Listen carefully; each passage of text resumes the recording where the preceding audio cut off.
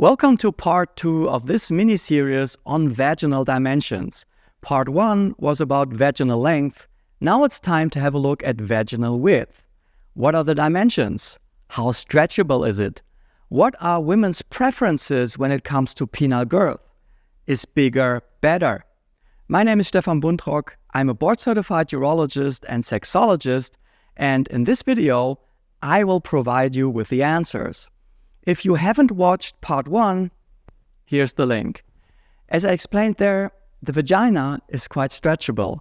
So when we talk about width, the critical structure to look at would be the entrance, the so-called introitus, because it is here penetration happens during intercourse.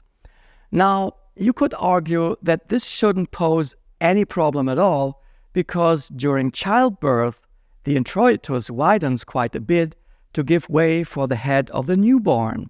And that's roughly between 33 to 38 centimeters in circumference.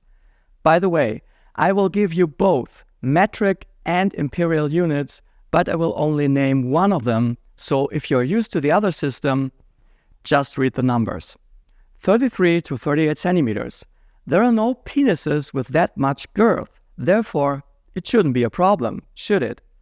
Yes, there is a problem because the female body during labor is under the influence of a hormonal cocktail that facilitates the process. And additionally, childbirth is still traumatic and often leaves the regional anatomy permanently altered. I will address this topic in a separate video. Based on an MRI study of 28 women with repeated individual measurements, the average width of the introitus measures 26.1 millimeters with a standard deviation of 4.41 millimeters. This results in an average circumference of 8.2 centimeters. In comparison, the average girth of an erect penis was 11.66 centimeters in a large review with measurements of over 15,000 men. The introitus and the vagina are quite stretchable and can accommodate a wide variety of penile sizes. As a matter of fact, I found a very interesting study from the US where they recruited 75 women to find out more about ideal penile dimensions according to the women themselves. The participants had to answer a questionnaire, and they also showed them a variety of 33 penis models from a 3D printer.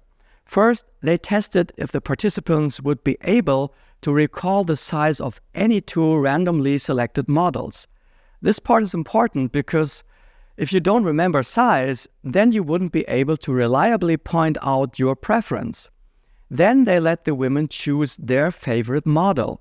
Concerning girth, 12.2 centimeters was the preferred circumference for most women. Please remember, this was a sample of women from the US. It may be different in other countries. Very interestingly, the study assessed preferred dimensions for long-term relationships and short-term relationships. There was actually a difference. For short-term relationships, women preferred penises somewhat larger in girth. 12.7 centimeters was the preferred circumference here. So again, we are looking at 8.2 centimeters circumference of the introitus versus a preferred penile girth of 12.2 to 12.7 centimeters, reflecting the stretchability of the introitus. But there is an end to elasticity. The limit is variable between women, but not every woman would be able to accommodate any size of penis. If the penis is too big, problems may arise. Pain is a typical result.